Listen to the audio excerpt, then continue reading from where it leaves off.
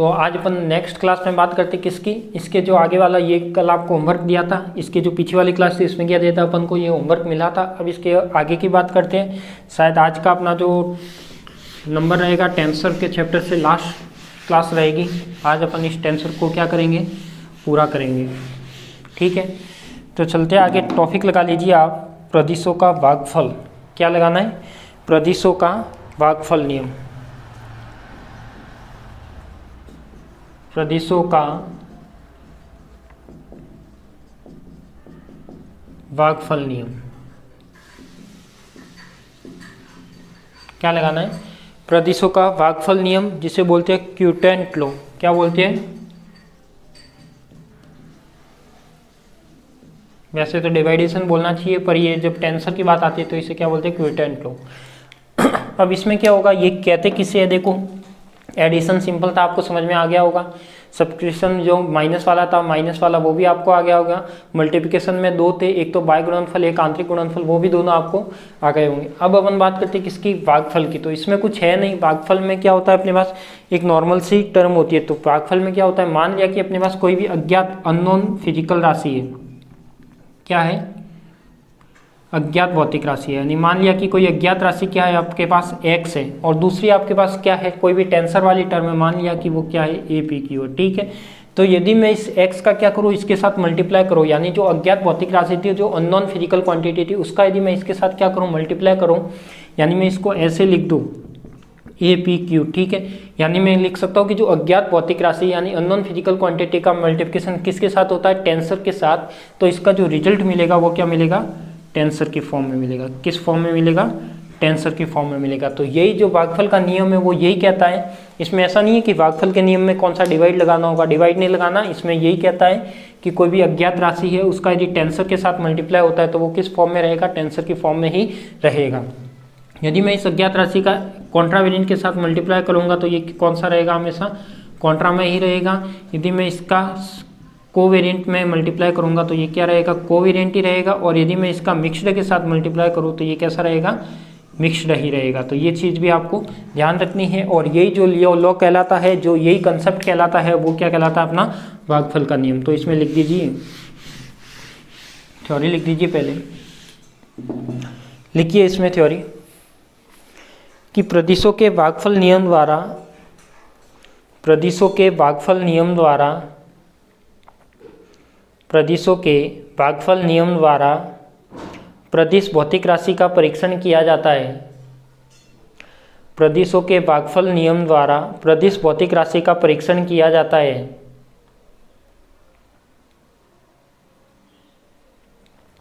प्रदिशों के भागफल नियम द्वारा प्रदिश भौतिक राशि का परीक्षण किया जाता है।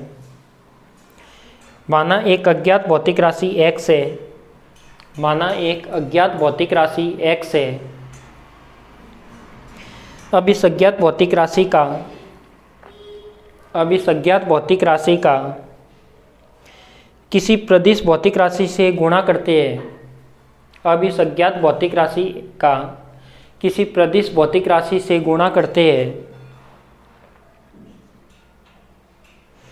तो गुणनफल प्रदिश भौतिक राशि ही प्राप्त होता है। तो गुणनफल प्रदिश भौतिक राशि ही प्राप्त होता है। तो गुणनफल प्रदिश भौतिक राशि ही प्राप्त होता है।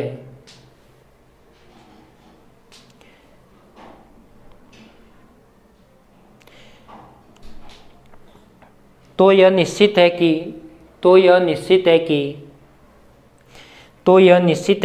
अज्ञात भौतिक राशि, तो यह निश्चित है कि अज्ञात भौतिक राशि प्रदिश भौतिक राशि होती है। तो यह निश्चित है कि अज्ञात भौतिक राशि प्रदिश भौतिक राशि होती है। तो मैंने पहले ही बता दिया था कि मल्टीप्लाई होगा, वो कैसे होगा, यदि आपने अज्ञात टर्म मानी तो वो अज्ञात टर्म भी किस फॉर्म में होगी, टेंसर की फॉर्म में होगी, तो भी क्या होता है, उनका मल्टीप्लाई हो सकता है। यही प्रदिशों का भागफल का नियम है। यही प्रदिशों का भागफल का नियम है।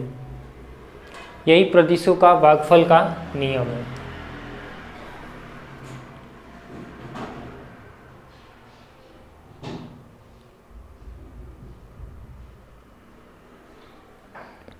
अब लगाइए सममित प्रदिश। नेक्स्ट टॉपिक लगा लीजिए इसके ही, थ्योरेटिकल है पूरा, सममित प्रदिश यानी सिमेट्रिक टेंसर। क्या? Symmetric tensor. देखो सिमेट्रिक टेंसर किसे कहते हैं, सबसे पहले तो सिमेट्रिक टेंसर ध्यान होना चाहिए कि सिमेट्रिक टेंसर किसे कहते हैं। तो सिमेट्रिक टेंसर का मीनिंग क्या है अपने पास कि उसमें क्या हो, या तो प्रतिच्छर सूचकांक क्या हो, या तो प्रतिच्छर की बात हो या फिर किसकी बात हो, सहचर की। तो वो यानी जिसमें प्रतिच्छर उपस्थित होगा, सहचर उपस्थित होगा, वो क्या कहलाएंगे, अपने सम्मित कहलाएंगे। पर सम्मित कब कहलाएंगे, मान लिया कि यदि मैं प्रतिच्छर की बात करूँ तो a बार i j है, इसको यदि मैं इस फॉर्म में लिख सकता हूँ a बार j i कर सकता हूँ, तब तो ये तो कैसा है, प्रतिच्छर सम्मित प्रदिश है। ठीक है, सहचर के लिए बात करूँ तो ये क्या है अपने पास, a बार i j है, इसको मैं इस फॉर्म में लिख सकता हूँ a बार j i लिख सकता हूँ, तो ये क्या होगा, सहचर सम्मित प्रदिश होगा। तो इसमें भी दो टाइप अपन लिखेंगे, एक तो प्रतिच्छर के लिए लिखेंगे, एक सहचर के लिए लिखेंगे। तो इसकी डेफिनेशन क्या होगी कि जिसमें प्रतिच्छर सूचकांक यानी कौन सा, कॉन्ट्रावेरिएंट और कोवेरिएंट दोनों उपस्थित हो, उसमें क्या होगा, ये सिमेट्रिक टेंसर लागू होगा। तो इसमें लिखिए, डेफिनेशन में लिख दीजिए, वह प्रदिश भौतिक राशि जिसमें सूचकांक या सहचर, जिसमें प्रतिच्छर सूचकांक, प्रतिच्छर यानी कॉन्ट्रावेरिएंट, वह प्रदिश भौतिक राशि जिसमें प्रतिच्छर सूचकांक या सहचर सूचकांक का गुणधर्म उपस्थित हो, जिसमें प्रतिच्छर सूचकांक या सहचर सूचकांक का गुणधर्म उपस्थित हो, सम्मित या प्रतिसम्मित प्रदिश भौतिक राशि कहलाती है। सम्मित या प्रतिसम्मित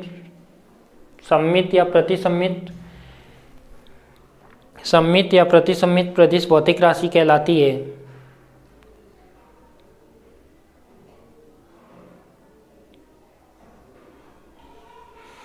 तो देखो जिसमें सिमेट्रिक भी हो सकता है, असिमेट्रिक भी हो सकता है। अब अपन बात कर रहे हैं किसकी, सिमेट्रिक की, तो सिमेट्रिक में ओनली ये केस के लिए लिखेंगे। तो इसमें लिखिए, नई लाइन से लिखना, यदि प्रदिश भौतिक राशि में प्रतिच्छर सूचकांकों को परिवर्तित करने पर, यदि प्रदिश भौतिक राशि में प्रतिच्छर सूचकांकों को परिवर्तित करने पर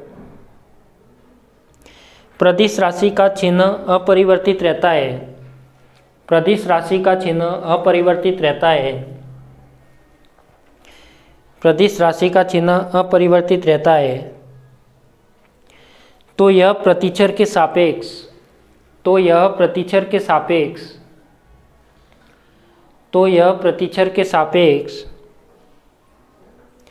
सम्मित प्रदिश राशि कहलाती है। तो यह प्रतिच्छर के सापेक्ष सम्मित प्रदिश राशि कहलाती है। तो यह प्रतिच्छर के सापेक्ष सम्मित प्रदिश राशि कहलाती है। और थर्ड करके ये एग्जाम्पल लिख लो। इसमें जरूरी नहीं है एस बार का लिखो, आप एस का भी लिख सकते हो तो बार नहीं आएगा। ठीक है, तो किसके लिए लिखा है, ये तो अपने ओनली प्रतिच्छर के लिए लिखा है। तो ये वाला एग्जाम्पल लिख लो जो फर्स्ट बॉक्स है।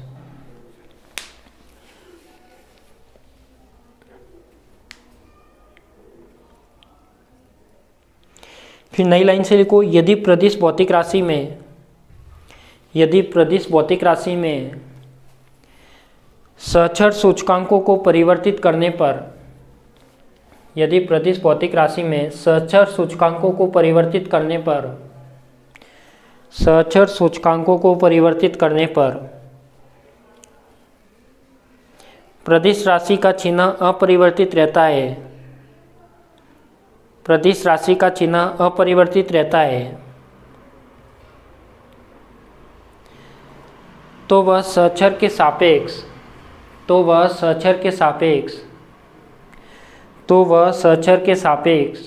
सम्मित प्रदिश राशि कहलाती है।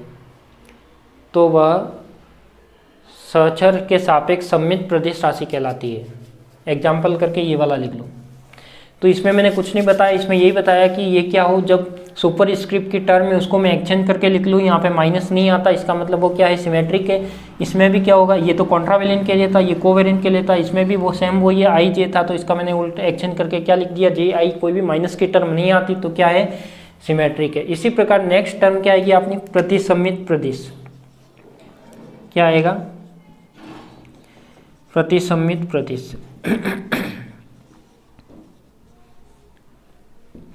यानी असिमेट्रिक टेंसर। तो असिमेट्रिक टेंसर में क्या होगा, इसमें आपको सबसे पहले डेफिनेशन में तो क्या लिखना है, डेफिनेशन में ये लिखना है कि वह प्रदिश भौतिक राशि जिसमें क्या हो, प्रतिचर सूचकांक और सहचर सूचकांक का गुणधर्म उपस्थित हो, वह सम्मित भी हो सकती है और प्रतिसम्मित भी हो सकती है। दोनों जो अपन ने इसकी डेफिनेशन लिखी थी वही जिसमें मैंने लिखा था सम्मित भी हो सकती है और प्रतिसम्मित भी कहला सकती है। तो वही सेम टर्म कहाँ पे लिखनी है, यहाँ पे लिखनी है। अब यहाँ पे क्या होगा अपने पास, यदि ए बार आई जे है, इसको यदि मैं एक्सचेंज करके लिखूँ तो बार क्या आ जाता है, माइनस आ जाता है, ये ऐसे कैसे। यदि सहचर के लिए लिखेंगे तो ए बार आई जे है, तो इसको करूँगा तो ये क्या आ जाएगा, ये आई, ये एक्सचेंज होगा, बाकी क्या होगा सेम टू सेम। तो इसमें आप लिख सकते हो, क्या लिख सकते हो, ये आपको खुद को लिखना है, सम्मित का मैंने लिखा दिया, प्रतिसम्मित का आपको लिखना है। तो सबसे पहले तो इसकी डेफिनेशन की, वह प्रदिश भौतिक राशि जिसमें क्या हो, प्रतिचर और सहचर का गुण सहचर या प्रतिचर का गुणधर्म उपस्थित हो, वह क्या कहलाती है, सम्मित हो सकती है, प्रतिसम्मित हो सकती है।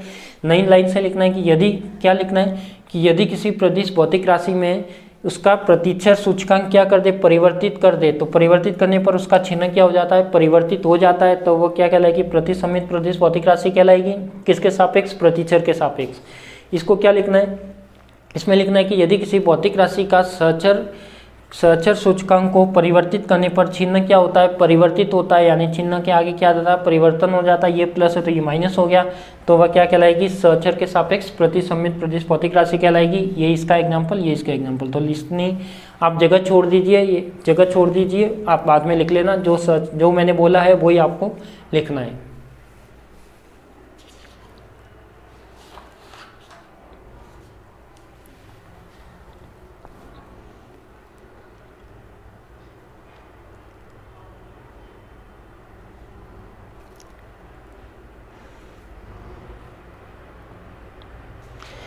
लिखना हो तो मैं 2 मिनट देता हूँ आपको, लिख दीजिए जल्दी से, जो मैंने बोला ये 4 लाइन लिख दीजिए।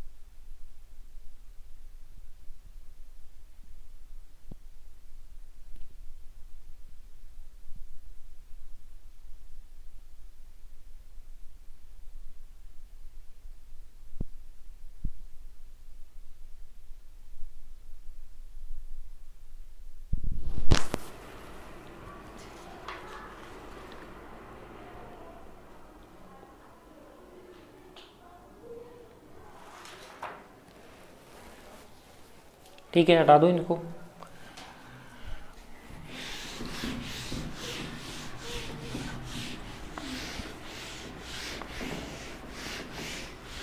एक लास्ट डेफिनेशन बची है आपकी, जो है कौन सी, लास्ट नंबर की है, जिसे बोलते हैं दूरिक प्रदिश। दूरिक प्रदिश जिसे बोलते हैं मैट्रिक टेंसर।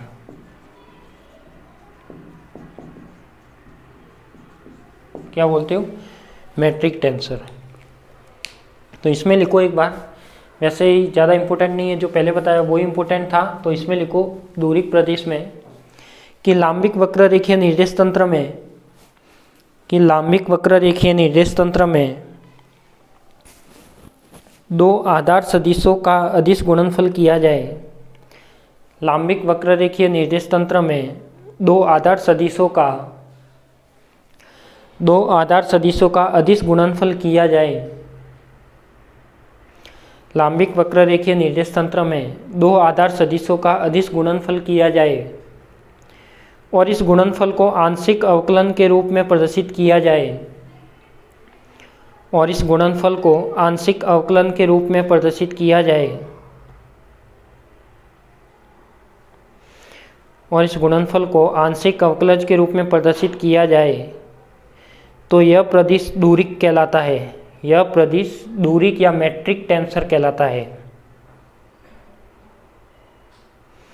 यह प्रदिश दूरिक या मैट्रिक टेंसर कहलाता है, जिसे GIJ से व्यक्त करते हैं।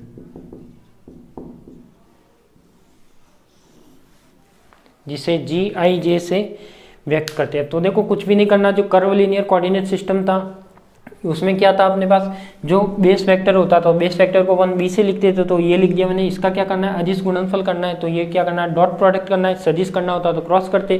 तो डॉट प्रोडक्ट से जो भी अपनी टर्म मिलेगी वो किस फॉर्म में मिलती है, आई जे या टेंसर की फॉर्म में मिलती है, वही क्या कहलाता है, अपना मैट्रिक टेंसर कहलाता है। ठीक है, तो इसका एक क्वेश्चन करते हैं, वैसे तो आपको आ जाएगा। तो ये हो जाएगा अपना दूरी प्रदेश। ये एग्जाम्पल लिख लेना, G I J is equal to B I J और वी जे। ठीक है, अब एक क्वेश्चन लिखिए जो आपका शायद लास्ट क्वेश्चन रहेगा इस चैप्टर का।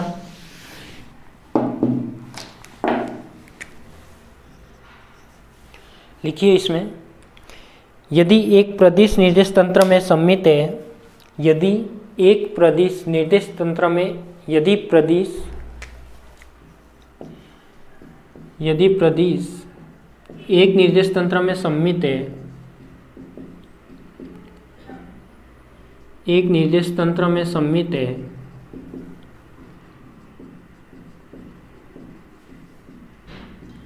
यदि प्रदिश एक निर्देश तंत्र में सममित है, तो सिद्ध करो कि यह दूसरे निर्देश तंत्र में सममित होगा। तो सिद्ध करो कि यह दूसरे निर्देश तंत्र में भी सममित होगा।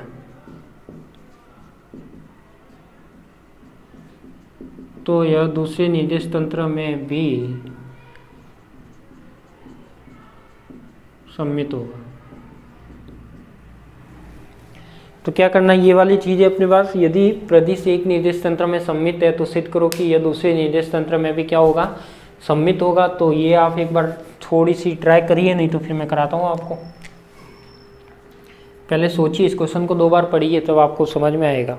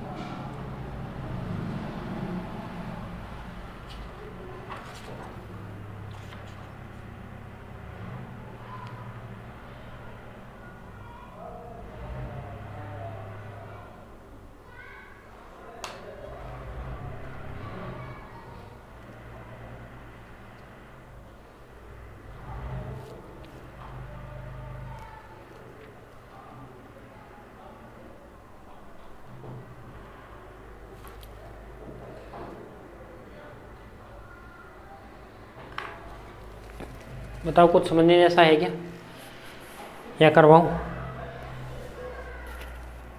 करवाना तो फिर लिखो, इसमें जो मानते वो लिख लेते हैं। माना कि एस निर्देश तंत्र में सममित प्रदिश, माना कि एस निर्देश तंत्र में सममित प्रदिश ए आई जे है तथा एस डैश निर्देश तंत्र में सममित प्रदिश ए बार पी क्यू है। माना कि एस निर्देश तंत्र में सममित प्रदिश ए आई जे है तथा एस डैश निर्देश तंत्र में सममित प्रदिश ए बार पी क्यू है, तो प्रदिश रूपांतरण समीकरण से, तो प्रदिश रूपांतरण समीकरण से, तो ये क्या आएगा, देखो रूपांतरण समीकरण में, यानी A bar P Q is equal to del X bar P del X bar Q. ये आई जे है तो ये क्या आ जाएगा, डेल एक्स आई, और क्या आ जाएगा, डेल एक्स जे। अब अपन जानते हैं कि यहाँ पे ये क्या हो रहा है, सममित हो रहा है। सममित का मीनिंग है, क्या कह रहा है, एक प्रदिश एक निर्देश तंत्र में सममित है, तो एक को मैं मान लेता हूँ सममित, यानी किसको सममित मान लूँ, सममित प्रदिश। यदि प्रदिश सममित है, सममित प्रदिश है, तो यानी ए आई जे है, उसको मैं क्या लिख सकता हूँ, ए जे आई लिख सकता हूँ, नो प्रॉब्लम। तो देखो इसको मैं क्या करता हूँ, ए बार पी क्यू, ये हो जाएगा del X bar P del X बार आई डेल एक्स बार क्यू और डेल एक्स बार जे, यहाँ बार नहीं आएगा, ठीक है। और ये क्या हो जाएगा अपना, ए जे आई हो जाएगा। देखो यहाँ तक किसी को कोई प्रॉब्लम। अब मैं क्या करता हूँ, यहाँ पे अपन को क्या प्रूफ करना है कि यह दूसरे निर्देश तंत्र में भी क्या होगा, सम्मित होगा। यानी P Q is equal to proof करना है जे आई, तो एक ही बात है, इसमें कुछ ज़्यादा क्वेश्चन में तो है नहीं। यह दूसरे निर्देश तंत्र में भी सम्मित होगा, तो वो सम्मित कैसे निकालेंगे। यदि इसमें आई जे को भी मैं क्या कर दूँ, एक्सचेंज कर दूँ। यानी क्या किया मैंने, फर्स्ट में तो यही किया कि जो ए आई जे था वो एक सम्मित मानते, तो ये क्या हो जाएगा, जे आई हो जाएगा। अब यदि मैं पी क्यू को भी एक्सचेंज करूँ, क्या करूँ, पी क्यू को भी एक्सचेंज करूँ, तो हो सकता है क्या,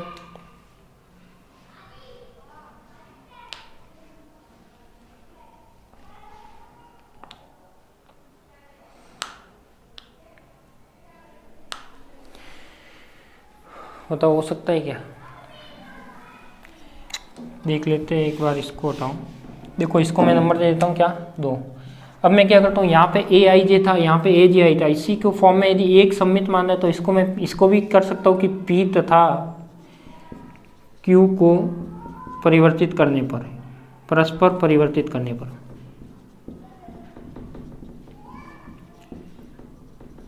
देखते कुछ चेंज आएगा या नहीं आएगा। परिवर्तित करने पर तो ये क्या आ जाएगा अपने, देखो ए बार पी क्यू है तो ये बन जाएगा Q P, del X bar Q बन जाएगा, डेल एक्स आई बन जाएगा, डेल एक्स पी बन जाएगा और डेल एक्स जे बन जाएगा, और ये क्या बन जाएगा, ए आई जे। अब मैं क्या करता हूँ, समीकरण 2 से ये ए आई जे की जगह ये रख सकता हूँ। तो समीकरण 2 से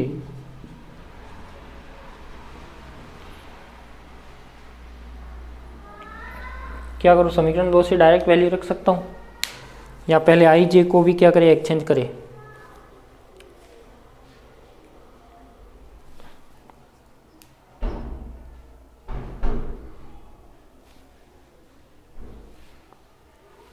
या तो कैसे भी करोगे बात तो एक ही आएगी भाई। समीकरण 2 से यदि मैं क्या करूँ, वैल्यू रखूँ, या फिर समीकरण 2 से डायरेक्ट कर दूँ ए बार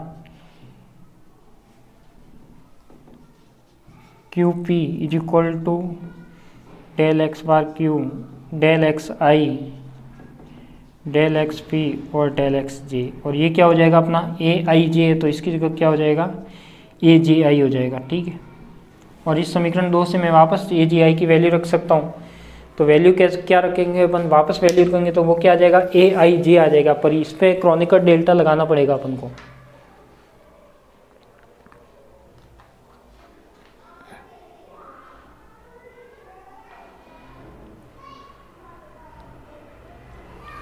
क्या लगाना पड़ेगा, क्रॉनिकल डेल्टा लगाना पड़ेगा, तभी क्या होगा। देखो समीकरण 2 से मैं यदि वापस मान रखता हूँ,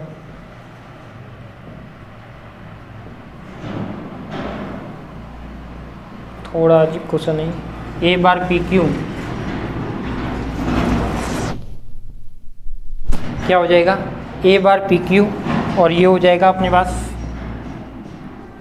डेल एक्स क्यू अपॉन में डेल एक्स आई, ये हो जाएगा डेल एक्स पी अपॉन में डेल एक्स जे, और ये हो जाएगा अपना आई जे। ठीक है, अब इसको मैं क्या करूँ, यहाँ पे क्रॉनिकल डेल्टा लगाता हूँ। डेल यदि q इज इक्वल टू क्या करता हूँ, आई करता हूँ 1 और q नॉट इक्वल टू जे 0। ठीक है, एक तो ये वाला लगाता हूँ, दूसरा मैं लगाता हूँ del is equal to P is equal to J, तो ये क्या आना चाहिए 1, ये क्या आना चाहिए p not equal to J, तो 0। तो ये आएगा तभी अपन क्या कर सकते हैं, ये 1 लाने के लिए अपन को क्या मानना पड़ेगा, ये मानना पड़ेगा, ये मानना पड़ेगा, यानी ए बार पी क्यू। यदि यहाँ पे वैल्यू रखेंगे तो ये क्या आएगा, देखो डेल एक्स आई की जगह क्यू करना है तो ये क्यू हो जाएगा, डेल एक्स क्यू हो जाएगा। ठीक है, आई की जगह क्यू हो गया। ठीक है, और ये हो जाएगा डेल एक्स क्या, इसमें बार किस किस में था, बार 2 टर्म में आएगा, यहाँ भी आएगा और यहाँ भी आएगा। ठीक है, अब यहाँ पे बार आएगा तो फिर क्या करें, यहाँ नीचे तो टर्म बिना बार की है, नीचे टर्म बिना बार की है, तो उसके लिए इसको 1 कैसे करें।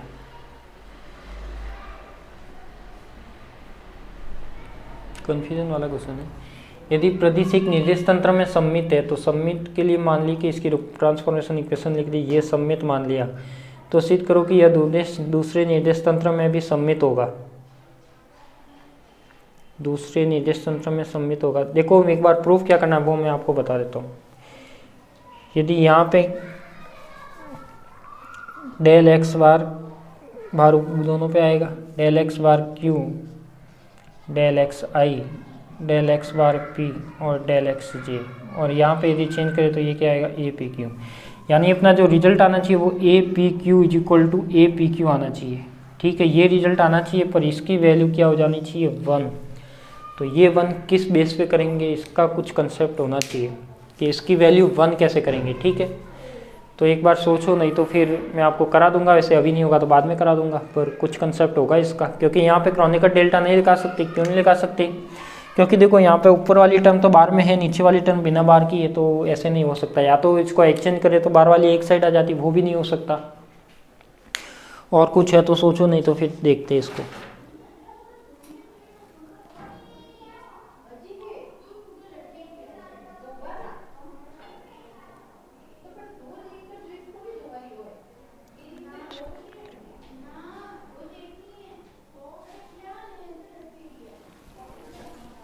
चलो वो तो ठीक है, नहीं तो फिर अपन आगे बढ़ते हैं। इसको ध्यान रखना कि इसको अपन को क्या करना है, 1 आप सोचना, नहीं तो फिर मैं कराऊंगा वापस इसको। वो तो ठीक है, ट्राई करना, नहीं होगा तो कराएंगे वापस। अब इसका जो चैप्टर का लास्ट क्वेश्चन है वो लिख लो, फिर अपन इस चैप्टर को जल्दी पूरा करते हैं। नेक्स्ट क्वेश्चन लिखिए। क्वेश्चन ये है कि सिद्ध करो कि दूरिक प्रदिश, सिद्ध करो कि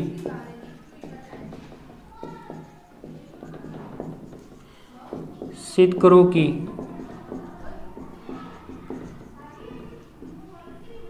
दूरिक प्रदिश एक सममित प्रदिश होगा, एक सममित प्रदिश होगा। देखो इसमें कुछ नहीं करना, सिंपल सा क्वेश्चन है कि दूरिक प्रदिश सममित प्रदिश होगा। सॉल्यूशन, हम जानते हैं कि दूरिक प्रदिश, दूरिक प्रदिश क्या होता है ये आप अच्छे से जानते हो। G I J is equal to क्या होगा, B I dot B J. क्या बेस वेक्टर का मल्टीप्लाई यानी अदिश गुणनफल, डॉट गुणनफल। तो देखो इसको मैं नंबर देता हूँ 1। अब इसको मैं क्या करूँ, एक्सचेंज कर लूँ। एक्सचेंज यानी कैसे, आई तथा जे को परस्पर परिवर्तित करने पर। परिवर्तित का मीनिंग क्या हो गया, संयुग्मी है, इसलिए मैं क्या कर रहा हूँ, इसको परिवर्तित कर रहा हूँ। तो ये क्या हो जाएगा, देखो G J I is equal to B J dot B I. ठीक है, ये क्या हो जाएगा। अब अपन जब डॉट प्रोडक्ट है तो अपन जानते हैं कि ये कैसा होता है, क्रम विनिमय भी होता है। कैसा होता है अपने पास, क्रम विनिमय। तो यदि मैं यहाँ पे इसका क्रम विनिमय नियम लगाता हूँ, क्रम विनिमय नियम से, तो क्रम विनिमय नियम क्या होता है अपने पास, जो B I dot B J है, मान लिया कि इसका क्रम विनिमय लगाना है तो वो क्या होगा, B J dot B I होगा, यही होगा। तो अपन कह सकते हैं कि समीकरण 1 और 2 से या फिर समीकरण 3 से क्या होना चाहिए, प्रूफ क्या होगा अपने पास, ये वैल्यू और ये वैल्यू भी क्या होगी, प्रूफ होगी। जब ये वाली और ये वाला क्रम विनिमय है तो ये वाला भी क्रम विनिमय हुआ। तो लिख सकते हैं, अतः स्पष्ट है कि समीकरण 3 से स्पष्ट है कि क्रम विनिमय यानी कम्यूटेटिव लॉ। समीकरण 3 से स्पष्ट है कि जी I J is equal to क्या होगा, जी जे आई। ठीक है, तो ये क्या हो जाएगा अपना दूरिक प्रदिश हो जाएगा। तो ये आपका एक छोटा सा क्वेश्चन था। सिद्ध करो कि दूरिक प्रदिश एक सममित प्रदिश है। तो दूरिक प्रदिश आप जानते हो बेस वेक्टर का डॉट मल्टीप्लाई होता है, तो ये कर दिया। इनको क्या किया, ये कह रहा है सममित प्रदिश होगा, सममित होगा यानी इसको एक्सचेंज कर सकते हैं, कम्यूटेटिव लॉ लगा सकते हैं इसमें, तो वही आएगा। तो इसके बेस पे ये क्या आ जाएगा, एक दूसरे के इक्वल आ जाएगा, यानी ये क्या हो जाएगा, प्रूफ हो जाएगा। ये जे आई जे है और वो क्या है, जी जे आई है। ठीक है, अतः इसमें लिख लो, ये लिखिए 2 लाइन, ये लिखिए, फिर 2 लाइन लिखवाता हूँ मैं। अतः स्पष्ट है कि नंबर देने हो तो दे दो 4। मैं बार बार आपको जब आप लिखते हो तो मैं बीच में इसलिए नहीं रहता कि फिर बीच में रहूँगा तो आपको दिखने में प्रॉब्लम होगी, इसलिए मैं हट जाता हूँ। ठीक है, लिखिए समीकरण 4 से स्पष्ट है कि प्रत्येक दूरिक प्रदिश एक सममित प्रदिश होता है। समीकरण 4 से स्पष्ट है कि प्रत्येक दूरिक प्रदिश एक सममित प्रदिश होता है। समीकरण 4 से स्पष्ट है कि प्रत्येक दूरिक प्रदिश एक सममित प्रदिश होता है। तो ठीक है, आपका ये टेंसर का चैप्टर था। अब इसमें अपन ने देखो क्या क्या पढ़ा है, एक बार मैं आपको रिवाइज करा देता हूँ, नाम टॉपिक के बता देता हूँ।